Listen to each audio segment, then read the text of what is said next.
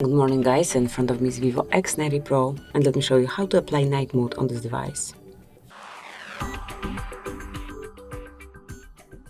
So at first enroll the list of all apps and go to settings. Then find and select display and brightness, and here you will notice eye protection. Click to activate this mode, and once you want to activate your eye protection mode, just click on the switcher. As you can see, from now on it is active. Here you can personalize the intensity, so smoothly by scrolling up or down you can change the sensitivity of the colors, and also you can activate smart eye protection and it will be applied to the current conditions. So this is it, that will be all. This is how you can activate eye protection mode, which is also known as night mode. Thank you for watching. Please subscribe our channel and leave the thumbs up.